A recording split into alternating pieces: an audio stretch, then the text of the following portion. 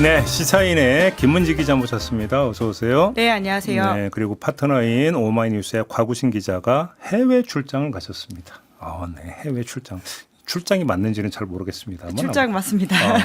출장을 빙자한 아무튼 해외 출장을 가셔서 오늘 아주 특별한 분을 모셨는데요. 경향신문의 박광현 기자 모셨습니다. 어서 오세요. 안녕하세요. 처음 인사드립니다. 박광현입니다. 네. 이렇게 귀한 시간 내주셔서 고맙습니다. 출연해서 영광입니다. 네. 그래서 바로 질문을 드리겠습니다. 어제 이재명 대통령과 민주당 지도부가 만찬을 가졌지 않습니까? 그 내용을 취재를 하셨다고 들었습니다. 제가 어제 또 밤중에 또 운이 좋게 또 통화가 돼서 예. 참석자 한 분한테 좀 말씀을 들었는데요. 예. 그 민주당 서면 브리핑에 나온 큰 틀에서의 어떤 반명, 어떤 친명 그런 말씀들이 조금 핵심이었다고 합니다. 그게 대체적으로 좀 농담조로 진행을 됐다고 하는데요. 네. 일종의 좀 언중유골이 있었다라는 평가도 나옵니다. 그 이제 보도가 됐던 이재명 대통령이 정청래 대표한테 반명입니까? 라고 농담조로 뭐 질문 던지고 그거 얘기하는 거죠? 그렇습니다. 네네네. 그래서 대통령께서 앉자마자 그 말씀을 하셔서 좀 분위기를 좋게 하려는 차원에서 네. 말씀을 하셨는데 또 어떻게 보면 핵심이 어떤 충돌로 사람들은 해석을 하지만 그 과정에서 대통령께서 이 명청 갈등 이런 건 없어야 되지 않냐 그런 말은 조금 자제되어야 한다 이런 말씀을 주로 했고 대체적으로 아주 좀 화기애애한 분위기에서 진행됐다라고 합니다. 혹시 이혜훈 후보자 얘기 나눴다는 얘기가 있습니까? 이혜훈 후보자 얘기가 좀 관심이 많이 집중이 됐었는데요. 그 이혜훈 후보자에 대한 국회 청문회가 좀 무산된 상황 있지 않습니까? 그런 부분에 대해서 이제 당에서 네. 몇 분이 이제 대통령께 어떤 무산된 상황이 어떻게 진행됐는지 상황 보고 상황 보고 차원에서 했고 대통령께서는 그걸 좀 경청하시면서 어떤 거치나 이런 문제에 대한 특별한 언급은 없으셨다고 합니다. 처리 방향 얘기는 없었다는 거죠. 아직까지는 왜냐하면 청문회가 좀 남아 있을 수 있으니까요. 예. 그러면 두 분이 보시기에 청문회가 다시 열릴 가능성이 조금이라도 있다고 보세요? 그러니까 결과적으로는 이제 야당의 선택일 텐데요. 야당이 어떻게 선택할지는 오늘까지 봐야 될 텐데 그렇게 되지 않을 경우에는 이혜훈 후보자는 청문회를 거치지 않고 오히려 장관직을 수행하는 사람이 될 수도 있는 상황입니다. 그러니까 그 경과 기간만 지나면 임명장을 줄 수 있는 거니까. 지금 무리해서 이제 임명하지 않을 거다라고 하는 바람을 가지고 있지만 사실 청와대에서는 이혜훈 후보자 카드를 내릴 생각이 없어 보이거든요. 네. 그런 차원에서는 오히려 지금 여당에서는 오히려 청문회에서 크게 터질 건들이 없기 때문에 안 열어주려고 하는 게 아니냐라는 말도 하고 있어서 결과적으로는 청문회 없이 이혜훈 후보자가 임명되는 상황이 될 수도 있겠다 싶습니다. 두 분에게 가혹한 시간으로 이제 넘어가겠습니다. 이재명 대통령 임명장을 줄 거라고 전망하십니까? 안 줄 거라고 전망하십니까? 전 줄 거라고 봅니다. 우리 박광희 기자는 어떻게 전망하십니까? 항상 정치가 내일 일을 모르더라고요. 네, 그렇게 피해 가시면 안 되고. 뭔가 단언하기는 어렵지만 일단 청문회를 좀 열려는 시도를 최대한 하지 않을까 싶습니다. 오늘을 여는 것이 이제 민주당의 목표인데요. 네. 오늘 아침에 그 재경위 야당 간사죠. 박수영 의원이 페이스북에 또 올린 걸 보니까 청문회 개최 여부는 그 자료 제출이 어느 정도 되는지에 따라서 좀 결정될 수 있다라고 하는데요. 이게 어떤 진짜 진행하려는 의도인지 아니면은 조금 어떤 명분을 내세우는 건지는 좀 지켜봐야 될 것 같습니다. 근데 한때 여의도나 언론계에서 뭐 그런 썰이 돌았습니까? 국민의힘이 보이콧을 선언한 게 막후에서 막후 합의에 따른 것이다. 뭐 이런 썰이 돈 적이 있다면서요. 그게 김종혁 전 최고위원이 그러니까. 실제로 본인의 페이스북에 올린 글이고요. 올렸더라고요. 그러니까 이런 식으로 행동하는 게 오히려 야당의 이익에 부합하지 않는데 왜 하는 거냐라고 하는 의문이 해소되지 않다 보니까 말씀하신 이제 일종의 음모론 같은 것들이 있었던 것인데요. 실제로 막후 거래가 있었대요, 없었대요? 그걸 알았으면 이미 기사를 썼겠죠. 저희가 이게 어마어마한 단독일 텐데. 그래요? 예. 확인은 안 되는 썰입니까? 뭐 썰이 근데 뭐 아예 근거가 없지 않다고 항상 생각을 하는데요. 그래요? 뭐 확인한 길은 없습니다. 그래요? 예, 왜냐하면 그 지금 이제 장관직을 수행하게 될 경우에는 사실 이제 완전히 갑가을의 자리가 바뀌게 되는 상황입니다. 이혜훈 후보자가 장관이 되게 되면요, 연말부터 시작해서는 오히려 이제 현재 청문위원이었던 의원들이 장관 한번 만나기 위해서 엄청 애를 써야 하는 상황이거든요. 지역구 예선 따야죠. 예, 그러니까 특히나 이제 굉장히 지금 부처의 사이즈가 커지기 때문에 가지고 있는 권한이라고 하는 게 막강해질 수밖에 없고요. 그런 상황을 염두에 두고 지금 사실은 말은 세게 하지만 실제로는 행동에 옮기지 않는 거 아니냐라는 지적이 있는 거죠. 근데 두 분은 그러면 조심스럽게 전부 다 임명을 할 가능성이 높은 걸로 지금 전망을 하시는 것 같은데, 근데 그게 그러면 타당하다고 평가하세요? 그건 좀 다른 문제죠. 그러니까 예. 한번. 타당성은 저도 다른 문제라고 생각합니다. 왜냐하면 뭐 예. 여론조사를 봤을 때도 워낙 부정적 여론이 높지 않습니까? 그러니까요. 이제 그런 부분은 대통령도 굉장히 고심하고 있는 지점일 텐데요. 네. 아무래도 뭐 인선의 취지가 있다 보니 조금 적극적으로 나설 가능성도 좀 배제할 수 없을 것 같습니다. 그러니까요. 자, 어차피 이제 그 청문회가 다시 열리지 않는다라면 결국은 키는 인사권자한테 가는 거 아닙니까? 네, 이제 그래서 그 때문에 청문회를 열긴 열어야 됩니다. 왜냐하면 그러니까 계속 지금 여야 할 것 없이 나왔던 이야기들이 그 정책과 관련되어 있는 이혜훈 후보자의 생각이 얼마나 바뀌었는지에 대한 지적이었거든요. 물론 뭐 그 검증과 관련되어 있는 부분들도 심각한 문제이긴 하지만 결국 이재명 정부의 재정 정책을 수행하는 사람으로서의 역할 그리고 앞으로 진짜 어떤 방향으로 할 건지에 대해서 만약에 그 철학들이 부딪힐 때 앞으로 어떤 선택을 할지 이걸 설명을 해야 되는 자리인데 그게 너무 비어 있다라는 생각이 들긴 합니다. 근데 저는 그래서 그 일련의 과정을 보면서 다시금 확인하는 사안. 역시 정치 출신은 맷집이 다르다. 그런 거 안 느끼세요? 느껴집니다. 그죠? 공감합니다. 예. 만약에 학자 출신이나 저런 사람이 지금 돼가지고 저런 일 의혹이 만약에 나왔다. 물론 그 중에는 확인 안 된 내지 사실 무근인 것도 일부 포함이 될 수도 있겠죠. 근데 아무튼 그런 상태에서 저렇게 버틸 수 있었을까라는 네. 생각을 한번 해봤어요. 그 청약 문제도 그렇고요. 그 뒤늦게 이제 천하람 의원실에서 공개했던 비망록 이슈 같은 경우에도 그럼요. 심각한 내용입니다. 그러니까요. 예. 그런데 상대적으로 덜 화제가 되면서 지금 버티는 모양새라서요. 예. 참 여러모로 새로운 길을 우리가 뉴노멀을 보고 있다라고 말할 수밖에 없죠. 그러니까 이제 통합이라는 두 글자는 어느새 사라져 버린 거 아닙니까 사실 까놓고 얘기해서. 그렇습니다. 1.1 의혹이 너무 크게 이제 불거지다 보니까 그런 네. 측면이 있는 것 같은데요. 예. 뭐 말씀하신 것처럼 뭐 김병기 원내대표 같은 경우도 사실 의혹이 정말 많이 나오다가 마지막에 좀 등 떠밀려서 사퇴한 느낌도 있지 않았습니까? 네네네. 뭐 이혜훈 후보자 같은 경우는 결론이 어떻게 날지는 장담할 수 없지만 최근에 어떤 정치 환경이 현장에서 느꼈을 때는 조금 어떤 도덕성이라든가 윤리적 기준에 대한 어떤 민감성이 많이 낮아지고 있는 거 아닌가라는 뭐 우려는 좀 하고 있습니다. 지금 박 기자가 김병기 전 원내대표 얘기 잘해 주셨는데 그걸로 좀 넘어가겠습니다. 오전 다르고 오후 달랐는데 뭐 스토리가 어떻게 된 거예요? 이게 입장이? 예? 법을 잘 몰랐다 이렇게 말해요. 저희도 이제 현장에서 김병기 대표가 기자회견을 한다는 걸 듣고 가서 이제 말을 들었는데 네. 이게 뭐 자진 탈당인지 뭔지가 헷갈리는 겁니다. 네. 그래서 저희도 빨리빨리 기사를 써야 되는데 그걸 좀 이해하는데 조금 시간이 걸렸고요. 그래서 이제 통상적으로 정당법에 따르면은 국회의원 소속 정당의 국회의원을 제명하려면은 국회의원 과반의 동의가 있어야 됩니다. 의원총회에서. 예, 예. 그건 이제 법입니다. 그 민주당의 당원 당규에도 규정이 돼 당규가 있지만 아니라 법으로 규정돼 예, 있습니다. 상위의 법에도 규정이 돼 있습니다. 이제 그거에 따르면은 김병기 대표가 최고위원의 의결로 제명을 결정해 달라라고 했는데 사실상 이제 성립이 되지 않는 말이죠. 그럼 그렇죠. 법이 그렇게 돼 있다. 예, 그런 발표를 한 이후에 좀 이런 내용들을 정확하게 파악을 하면서 당과 함께 논의를 해서 한 3시간 반 뒤에 자진 탈당으로 결론을 내지 않았나라고 이해를 하고 있습니다. 아무튼 어제 하루의 우여곡절도 눈에 띄지만 죽어도 그러니까 나 스스로 탈당은 안 한다 했었잖아요. 근데 결과적으로 입장을 바꾼 거잖아요. 그렇습니다. 그 왜 바꿨을까요? 당 지도부가 계속 설득을 했던 걸까요? 어떻게 봐야 되는 겁니까? 더 이상 기가 없다라고 봐야 되지 않을까라는 생각이 들기도 하고요. 그래요? 예.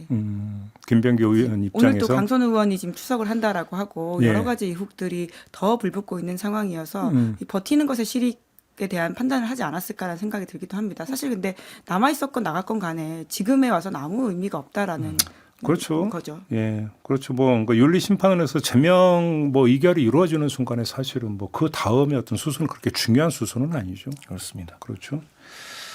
그래서 이제 그러면 문제는 탈당을 하고 그러면 자신의 억울함을 깨끗하게 풀고 다시 돌아오겠다고 한 거잖아요. 본인이 그렇게 의원들 단체방에도 남겼다고 하더라고요. 억울함 풀 수 있을 거라고 보십니까? 뭐 쉽지 않을 거라고 보는데요. 예. 어쨌든 경찰 수사에 조금 임하면서 어떤 법적 방어를 최대한으로 하는 게 지금으로서는 최선이 아닌가 싶고요. 네. 일단 뭐 정치적인 명예 회복이라든지 재기라든지 그런 거는 아주 나중에 좀 생각해야 할 일이 아닌가 싶습니다. 근데 이제 결정적인 게 뭐 한 구의원은 2천, 뭐 한 구의원은 1,000. 사실 이게 가장 큰 건이고 사실 이건 실정법 위반에 해당될 수 있는 거잖아요. 저는 사실 그래서 지금 정치적 얘기가 아니라요. 강선 의원이나 김병기 의원이나 두 사람은 이제 인신구속의 문제를 다툴 상황까지 갔다라는 그러니까. 생각이 듭니다. 그러니까요. 그 경우에 따라서는 구속영장이 신청되고 선고가 됐을 경우에 국회에 체포 동의안이 넘어올 수 있거든요. 그것이 가결되면 이제 포토라인에 서서 영장실질심사를 받아야 될 그렇죠. 상황으로까지 갔다라고 보이고요. 지금 네. 나오고 있는 많은 팩트들의 조합을 해보면 그 가능성이 아주 올라갔다라고 봅니다. 영장 청구까지 갈 거라고 보시는 그렇죠. 거예요? 예. 박 기자도 그렇게 전망하십니까? 뭐 지금 경찰이 수사를 하고 있지 않습니까? 예. 그리고 이제 여당의 이제 집권 여당의 원내대표까지 했었고요. 그렇기 때문에 경찰이 수사 의지를 좀 강하게 보이지 않을까. 왜냐하면은 이거를 좀 소홀하게 처리를 했을 때 여론에 이제 미칠 수 있는 영향이라든지 부정적인 지적이 있을 수 있기 때문에 예. 어떻게 보면 그런 동력을 계속 갖고 가지 않을까 싶습니다. 그러니까요. 그러면 얘기를 조금 더 확대를 해보죠. 지금 장동혁 국민의힘 대표가 단식 농성 중인데 농성하는 이유 중에 하나가 쌍특검법 받아라 이거잖아요. 쌍특검법 중에 하나가 공천헌금 특검이에요. 그냥 차라리 이렇게 확 받아가지고 이 뭐 강선우 김병기로 한정이 될 게 아니라 그냥 싸그리 한번 뒤져보는 건 어떻게 생각하십니까? 실제로 그 가능성이 있을 수도 있겠다라는 생각은 드는데요. 아까 성일종 의원은 만약에 특검은 여야 가리지 않고 다 하는 거 어떻습니까? 했더니 오케이 좋다고 하던데 어떻게 생각하십니까? 뭐 사실 이 공천헌금 특검을 하자는 얘기가 나왔을 때 여당 안에서도 그런 목소리를 내는 의원들이 있었습니다. 네.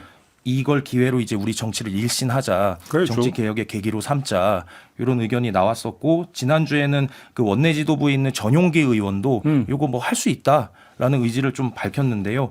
아무래도 좀 여러 가지 정치적인 좀 셈법이 작동하고 있는 게 아닌가 싶습니다. 만약에 한다면 1차 그러니까 최우선 참고인은 홍준표 전 시장이 될 것 같아요. 본인이 어제 그렇게 페이스북에다가 글을 쓰기도 했죠. 그래서. 최대 15억이라는 말까지 그러니까. 했었는데요. 근데 이제 만약에 한다고 한다면 수사 대상 공천헌금 범죄의 기간을 언제부터 할 것이냐가 또 논란이 될 것 같은데. 그렇습니다. 그죠? 옛날부터로 할 수 없는 거고. 네, 이제 공소시효로 한정이 됩니까 그러면? 못 받을 거 알고 있기 때문에 하자라는 이야기를 계속 세게 한다고 저는 생각하긴 합니다. 뭐 이렇게 또 대놓고 그렇게까지 또 이렇게 면박을 주시면. 예, 서로에게 너무 이게 치명적인 상황이 될 수도 있고 뿐만 아니라 지금 선거 국면이기 때문에 네. 특검을 여러 개 돌리는 것에 대한 부담감이 분명히 있을 겁니다. 그래서 근데 공천헌금이라고 하는 게 사실 안 하겠다라고 말하면 굉장히 수세에 몰린 것처럼 보이잖아요. 그러니까 이미지 국이죠. 하자라고 해야 되는 상황인 것이고 근데 안 받을 거다. 시간 끌면서 결과적으로는 쉽지 않아 보이긴 그래도 합니다. 분량은 뽑아야 될 거 아니에요. 지금 여기서도 지금. 그죠?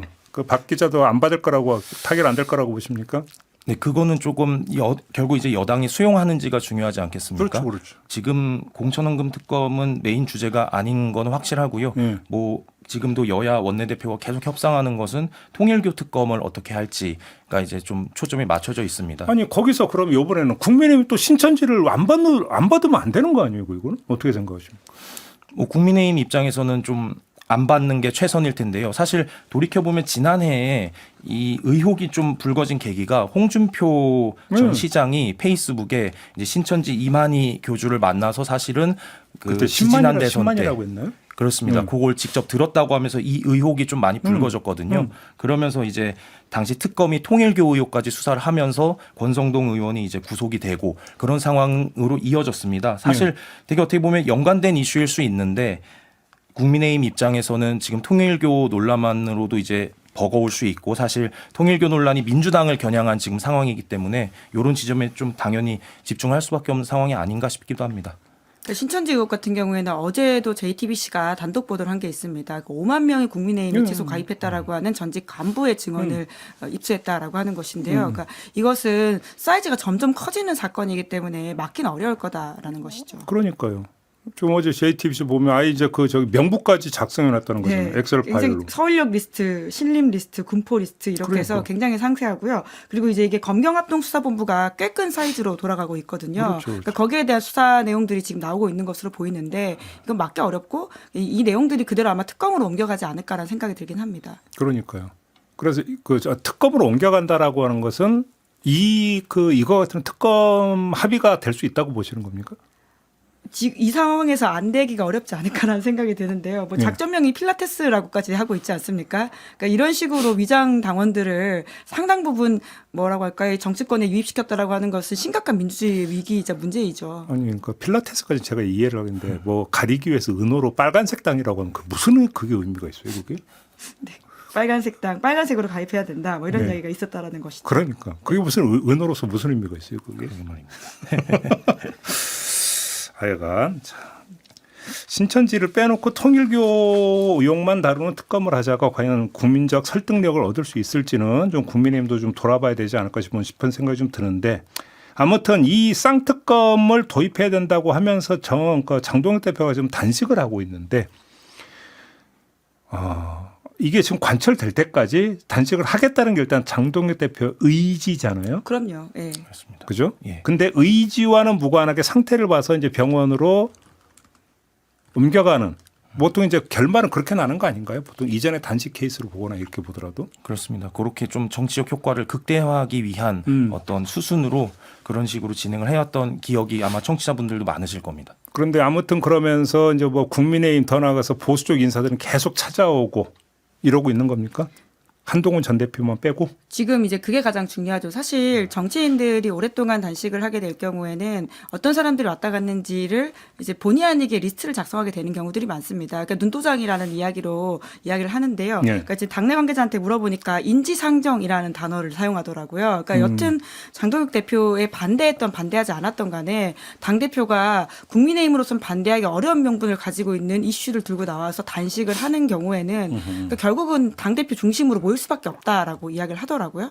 그리고 초창기에는 아무리 비판을 하더라도 이게 장기화될수록 장 대표 중심의 비판을 할 수 없는 상황들이 생기기 때문에 거기에 오지 않는 사람에 대한 인간적인 비판이 생긴다는 거죠. 얼굴에 수척해졌는데 거기서 뭐 시시비 따지기는 좀 거시기 하죠. 그게 인지상정이 그 얘기하는 거죠. 예, 사실. 그런 단어를 하면서 누가 이미 왔다 갔는지를 줄줄이 이야기를 하더라고요. 이제 그런 것만 보더라도 이미 눈도장이라고 하는 것이 알게 모르게 다 작용하고 있구나라는 생각이 들고요. 특히 지방선거가 이제 곧 있기 때문에 주요 지방자치단체장들이 다 왔다 갔습니다. 그런 것만 보더라도 이 장동혁 대표를 중심으로 그림이 점점 올라가겠구나라는 생각이 들기도 하고요. 근데 한동훈 전 대표는 왜 안 온대요?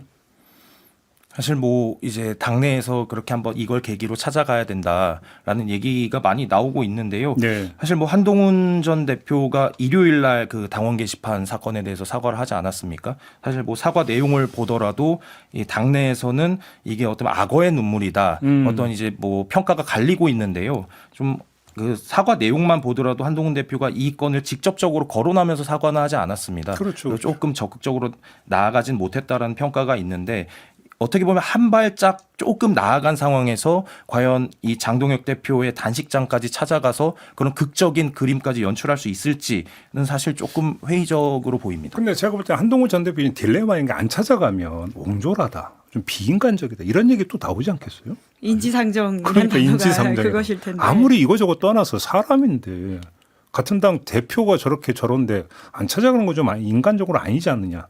요 얘기 나오지 않을까요? 사실 그런 지점이 되게 좋은 계기가 될 거라고 생각을 하는데요. 네.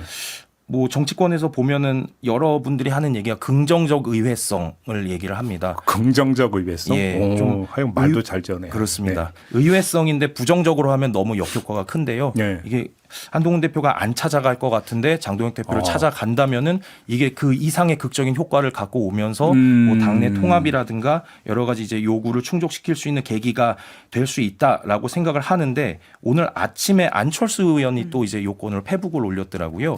보면은 지금 그 장동혁 대표의 단식은 특검 요구에 집중이 돼 있는 것인데 오히려 한동훈 대표와의 만남, 그러니까 당내 어떤 그 권력 싸움의 일환으로 해석이 되다 보니까 우리의 진짜 의도를 좀 전달하는데 효과적이지 않을 수도 있다라면서 조금 경계하는 메시지도 나온 아니 상황입니다. 근데 논리상으로 보더라도 장동혁 대표의 단식 농성 이유는 쌍특검법 도입이니까. 그렇죠. 한동훈 전 대표 이거 반대랑 하는 건 아니잖아요.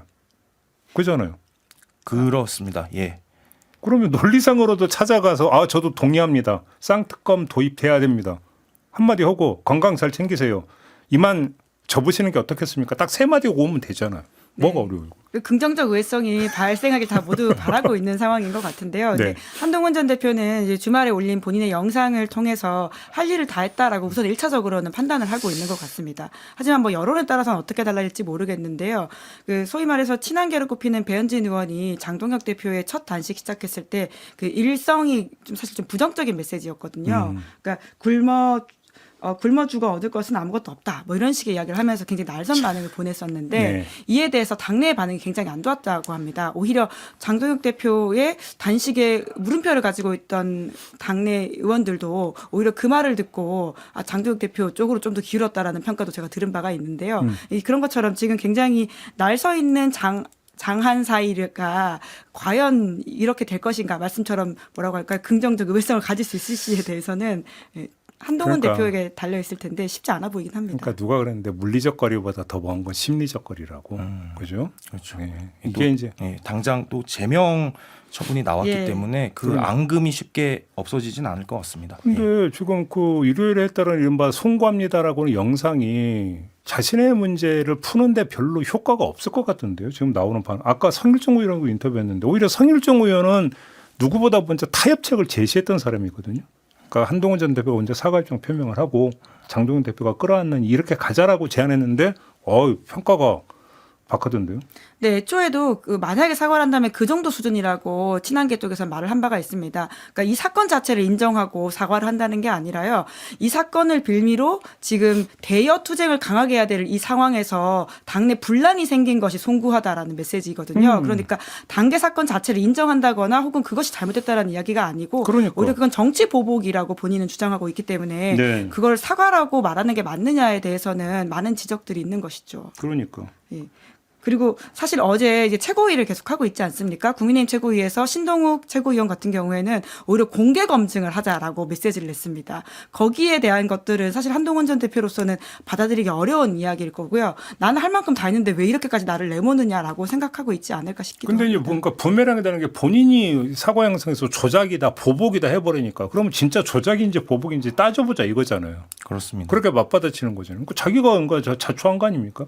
이 정도 했으니까 이제 무마하자라고 하는 게 또 이제 친한계 쪽의 반응인 것 같은데요. 오히려 이제 장동혁 대표를 중심으로 보는 당권파들은 기세를 잡았다라고 판단을 하고 있는 것 같습니다. 그러니까 이것도 옛말 틀린 거 없는 게 사과할 거면 화끈하게 해라. 괜히 미련 갖고 자존심 세우면서 괜히 남겨뒀다고 오히려 화가 낸다. 딱 그거잖아요 지금. 요즘 정치권이 그런 거를 잘 못하는 것 같습니다. 그러니까. 그러다가 여론에 떠밀려서 마지못해 사과하는 예. 그 정도 수준 정도 아닌가라는 생각이 듭니다. 그러니까요. 제가 이 방송이기 때문에 뭐 일본말을 못 쓰겠지만 그걸 너무 잡는 것 같아요 요즘 정치인들이. 그죠? 그렇습니다. 멋있는 척한다라는 그렇죠. 일본의 예, 예. 은어. 그걸 너무 저기 신경 쓰는 것 같고 왜 그걸 또 너무 신경을 쓰는 걸 가만히 보니까 정치인들이 이제 자꾸 이제 영상에 너무 많이 노출되고 일거수일투족이 다 그렇죠. 노출이 되다 보니까 예. 그걸 너무 의식을 하는 그렇습니다. 거기서 비롯되는 것도 좀 큰 것 같아요. 네, 게다가 장동혁 대표는 지금 기세를 잡았다고 판단한다라고 하는 게 당원들이 어제 100만 넘었다라는 보도자료를 내기도 했었습니다. 네. 이제 지금 전반적으로 기세가 나한테 왔고 이제 한동훈 전 대표를 죄송합니다. 그 소위 말해서 제거한다라고 하는 그 부분에 있어가지고는 오히려 기세 잡았다라는 판단 때문인지 한 전 대표도 내가 언제까지 끌려다녀야 되나라는 생각을 하고 있는 것 같고요. 이게 계속 이제 평행선인 것이죠. 이로써 이제 장동혁 체제 붕괴설은 현실화 가능성이 거의 없는 것으로 정리가 된다 이렇게 보면 될까요? 어떻게 보십니까? 굉장히 장동혁 대표 중심의 결속력이 커지고 있다고 생각합니다. 아까 뭐 얘기가 나왔지만 오세훈 서울시장이 사실 신년회 때 우리 그 계엄에 대한 적극적인 사과와 이제 과거로부터 탈피를 주장하지 않았습니까? 네, 네. 근데 이제 오 시장도 장 대표의 이제 단식장에 방문을 하면서 그런 격려의 말도 해주고 어떻게 보면 장동혁 대표의 어떤 끝장 벼랑 끝에 이 전략이 조금 당내에서는 이제 작용을 하고 있지 않나 싶은데 이게 과연 국민들 눈에는 어떻게 비칠지 그게 제일 중요하지 않겠나 싶습니다. 그러니까요. 예, 결국 이제 단식이라고 하는 게 상대적으로 시작하는 건 쉬워도 끝내는 게 어려운 정치적인 행위이거든요. 네. 그러니까 입구는 좋아도 출구가 참 어려운 것들인데 이제 어떻게 끝낼 것인가. 왜냐하면 지금 건강이 계속 안 좋다라는 이야기를 하고 있어서 그런 논의들이 좀 있는 것으로 알고 있고요. 그래서 홍익표 수석이 이제 임명된 것에 대한 약간의 기대감을 가지고 있습니다. 홍 수석이 언제쯤 올 것인지에 그러니까. 대해서 네. 굉장히 좀 관심을 기울이고 있더라고요. 그럼 오늘이나 내일쯤 가지 않겠어요? 어제 네. 임명장폰 거 받고. 그리고 이제 김성태 전 원내대표가 과거에 드루킹 특검을 이제 성취하는 과정에서 9일간 단식을 한 바가 있거든요. 네네네. 그래서 그 9일이 또 기준점이 되는 것처럼 네. 보이기도 합니다. 그러니까요. 이게 또 보면은 정청래 대표가 과연 그 단식장에 갈 것인지 이런 얘기도 계속 기자들은 궁금하고 질문을 하고 있는 지점입니다. 네. 일단 뭐 정청래 대표는 그 단식에 대한 명분이 없다. 이러면서 일단 건강 잘 챙기시라 이런 입장인데요. 네, 박수현 수석 대변인이 한 며칠 전에 얘기를 하기로는 그래도 우리 정치사에 이런 제1야당 대표가 단식을 할 때 그래도 이제 여당 대표가 가서 뭐 특별한 메시지는 못 주더라도 그런 방문 자체가 또 어떻게 보면 여야 화합의 또 계기로 될 수 있는 거 아니겠습니까? 이제 그런 차원에서 여당도 고민을 좀 할 것이고요. 그 청와대에서도 방금 얘기가 나온 것처럼 홍익표 정무수석이 됐으니까 네. 그 된 걸 계기로 인사를 가겠다라는 명분 같은 그렇죠, 것을 그렇죠. 충분히 만들 수 있을 것 같습니다. 그 어차피 또 이제 그 정무수석이라고 한다면 청와대하고 야당과의 관계를 그렇죠. 나타내는 게 이제 주 임무니까 안 갈 수가 없겠죠. 아, 그러면 저희 고정 출연자는 또 빠져가지고 아 진짜. 안 그래도 아까 여쭤봤습니다. 이제 누구를 나오셔야 되나. 아 진짜. 아 명문가 배출 명문가네요. 그렇습니다. 그건 맞아요. 네.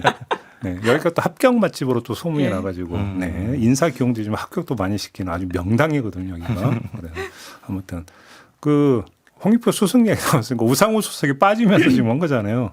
우상호 수석은 이제 강원지사로 나간다 이거죠. 그렇죠. 예. 그러니까 상대적으로 지금 지방선거를 출마하려고 하는 후보자 군에 있는 사람들이 청와대에 꽤 있습니다. 그런데 가장 먼저 나오게 된 거는 그러니까 지금 선거 좀 빨리 준비하겠다라는 생각인 것 같아요. 나머지 분들은 상대적으로 좀 여유가 있다라는 판단을 하는 것 같고요. 2월 3일이 데드라인이기 때문에 그에 앞서서 예비 경선들을 좀 준비하는 시간이 필요하다는 판단으로 우상호 전 수석은 나온 것이죠. 근데 이광재 전 지사하고 좀 박빙인 것 같던데요.